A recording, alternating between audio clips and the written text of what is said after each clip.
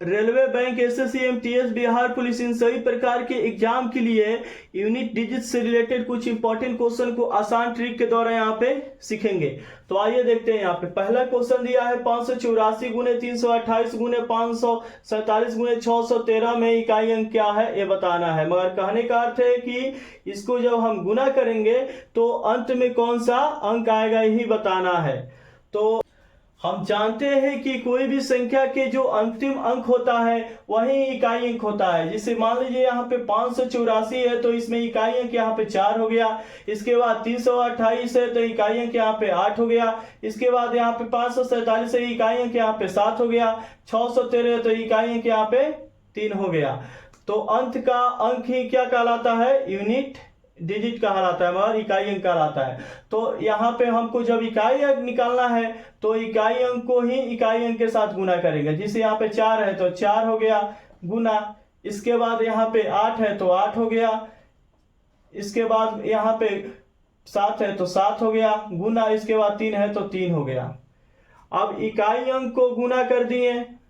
अब गुना करने के बाद जो लास्ट में जो भी नंबर आएगा वही क्या हो जाएगा? इकाई अंक हो जाएगा। तो डायरेक्ट जल्दी से जल्दी कैसे बनाएंगे यहाँ पे देखेंगे। जैसे 4 है और गुना 8 है तो 32 हुआ।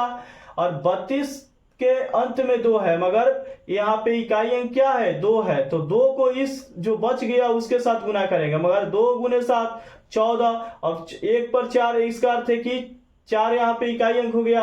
अब इस 4 को इस 3 के साथ गुना करेंगे तो 4 तिया 12, इसका अर्थ है कि इकाई अंक कितना आ गया? 2 आ गया। यही 2 ऑप्शन नंबर ए आंसर हो गया। तो इस तरह हम बना लेंगे। इसके बाद अगला क्वेश्चन है ऐसे में ही। यहाँ पे डायरेक्ट इसको कैसे बनाएंगे? तो इकाई अंक को गुना करेंगे। तो यहाँ पे इकाई अंक क्या है? 6 है, यहाँ पे 8 है, यहाँ पे 9 है, यहाँ पे 2 है। तो इस 6 के साथ इस 8 के गुना करेंगे तो 6 गुने 8 48 हो गया। अब 48 में यहाँ पे इकाई अंक 8 हो गया। अब इस 8 का गुना करेंगे इसके इकाई अंक से, मगर 9 के साथ। तो 8 गुने 9 72 हुआ। अब 72 में इकाई अंक 2 हो गया। अब इस 2 को गुना करेंगे इसके इकाई अंक के साथ, मगर 2 गुने 2 कितना? 4। तो इसका अर्थ है कि इकाई अंक कितना हो गया? 4। तो ऑप्शन नंबर डी आंसर हो गया। तो इस तरह हम इकाई अंक निकाल लेंगे।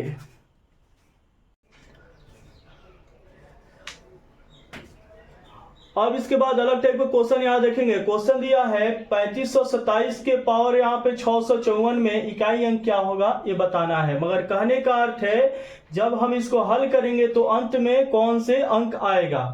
तो जो नीचे वाला होता है इसको बेस बोला जाता है और ऊपर वाला को पावर बोला जाता है। ऊपर वाला पावर बोला जाता है। तो यहाँ पे इकाई अंक जब निकालना है तो बेस से इकाई अंक लेंगे। जिसे इकाई अंक यहाँ पे 7 है तो 7 ले लिए। इसके बाद पावर से अंत का 2 अंक लेंगे। पावर से अंत का 2 अंक, तो अंत का 2 अंक यहाँ पे 54 हो गया। इसके बाद क्या करेंगे कि इसमें 4 से डिवाइड करेंगे और इसका क्या निकालेंगे? रिमाइंडर लिखेंगे, मगर शेष लिखेंगे। पावर से क्या किए कि 2 अंक लिए अंतिम का। इसके बाद बेस से क्या किए कि इकाई अंक को ले लिए। अब उसमें 4 से डिवाइड करेंगे और इसके बाद रिमाइंडर लिखेंगे, मगर शेष लिखेंगे। तो यहाँ पे 7 हो गया। इसके बाद 7 के पावर में जो रिमाइंडर होता है वही लिखेंगे। तो 4 से डिवाइड करेंगे तो 4 एकम 4 और 4 तिया 12, इसका अर्थ है कि 2 आ गया। तो इस तरह 7 के पावर 2 बराबर यहाँ पे 49 हो गया। तो इसका अर्थ है कि 49 के अंत में यहाँ पे 9 हो गया। तो इकाई अंक यहाँ पे 9 हो गया। यही आंसर हो गया। मगर कहने का अर्थ है जब हम इसको हल करेंगे तो अंत में हमेशा क्या आएगा? 9 आएगा। इकाई अंक 9 आएगा। यही निकाल के बताना है। इसके बाद अगला क्वेश्चन यहाँ पे दिया है, इतना दिया है और पावर में 3723 दिया है। बताना है कि इकाई अंक क्या होगा। तो सेम क्या करेंगे कि बेस से यहाँ पे इकाई अंक लेंगे। तो बेस में इकाई अंक यहाँ पे 7 है तो 7 हो गया।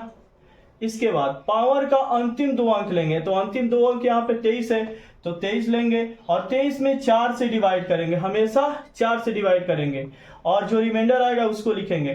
तो 7 के पावर यहाँ पे 4 से डिवाइड करेंगे तो जो यहाँ पे शेष होगा वो 3 हो जाएगा। तो इस तरह 7 के पावर 3, इसका अर्थ हुआ कि 343। तो यहाँ पे 343 के अंत में कितना 3, इसका अर्थ है कि इकाई अंक 3 हो गया। यही आंसर हो गया।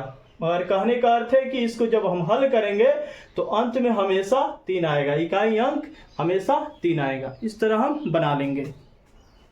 अब इसके बाद अलग टाइप का क्वेश्चन देखेंगे यहाँ पे। इससे पहले हम जो भी क्वेश्चन देखे उसके पावर में जब हम 4 से डिवाइड करते थे तो हमेशा कुछ ना कुछ संख्या बचता था, मगर अब यहाँ पे ऐसे क्वेश्चन देखेंगे कि जिसके पावर में जब हम 4 से डिवाइड करेंगे तो हमेशा 0 आएगा। तो उस स्थिति में हम कैसे बनाएंगे इसको देखेंगे। जैसे यहाँ पे दिया है 3 के पावर 46,780 में इकाई अंक क्या होगा ये बताना है, मगर इसको हल करने पे अंत में क्या आएगा ये बताना है।